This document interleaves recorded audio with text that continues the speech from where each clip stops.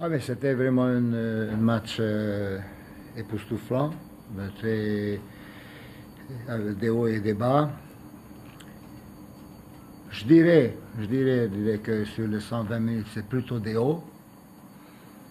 Je tiens à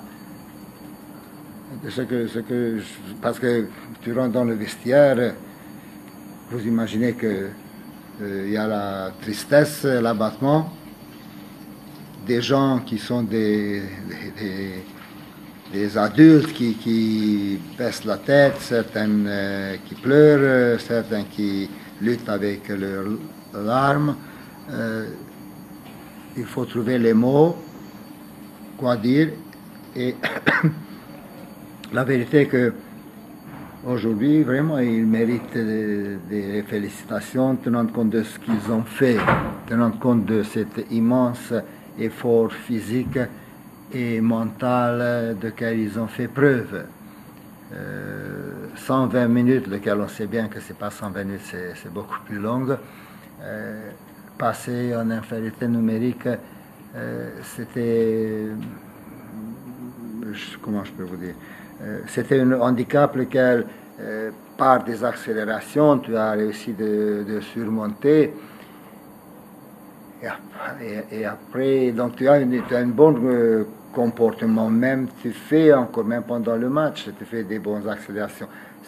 Peut-être que je me trompe, tout le monde aurait pu marquer déjà avant, mais je sais le centre, lequel il vient du côté droit, l'aile de pigeon de VDK, Arthur attaque et le gardien de but qui sauve, on aurait pu faire le 3-1.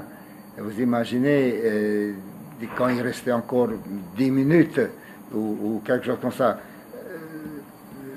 on n'a pas réussi, on n'était pas assez fort, pas assez intelligent, pas assez...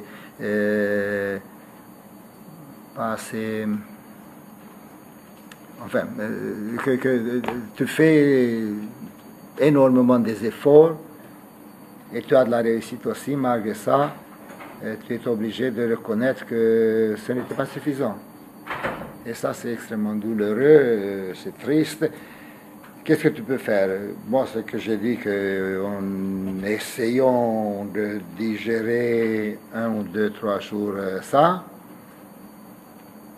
et de se ressourcer pour pouvoir être plus intelligent, plus fort, pour que tu reprends le travail et tu progresses, parce que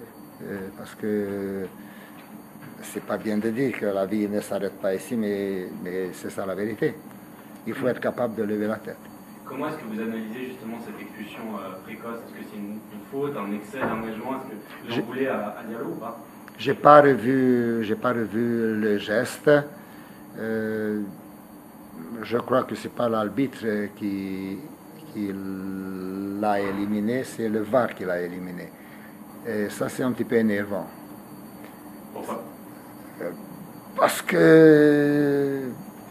que dans un bureau, dans une fauteuil ou dans des fauteuils, tu vis autrement un match que sur un terrain. Sans doute que c'est je crois que si l'arbitre il donne carton jaune, c'est un vilain geste. Est-ce qu'en deuxième, troisième minute, quelque chose comme ça, tu sors le rouge?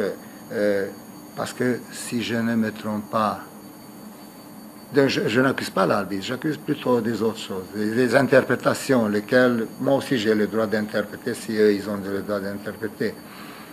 Le joueur, il n'était pas un cadavre, n'est-ce pas? Il se levait, il a continué le match jusqu'au bout.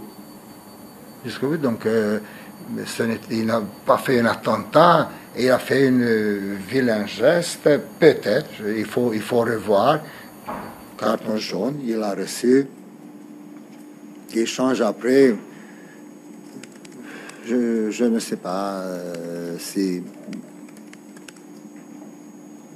Mais je suis obligé de dire que je ne suis pas sûr que c'est juste le carton rouge. C'est ça ce que je veux dire, juste. paradoxalement, après l'expulsion, votre équipe a produit 30 très bonnes minutes en fait. Oui, mais peut-être que nos adversaires ils se sont calmés que ça va être facile. Peut-être, et même pendant toute la durée du match, on a eu des apparitions comme ça parce que le football c'est comme ça. Tu as des périodes quand c'est difficile, tu es coincé dans ton 16 mètres, dans ton 20 mètres, et après tu sors et tu fais quelques accélérations et c'est toi qui joue. On a eu des moments comme on a eu une très bonne réaction après ça, un bon 15-20 minutes peut-être. Et après, on a eu une grande absence sur le premier but, je crois que c'est le premier but qui nous a fait presque plus de mal que le deuxième. Le premier but, c'est quelque chose à ne pas prendre.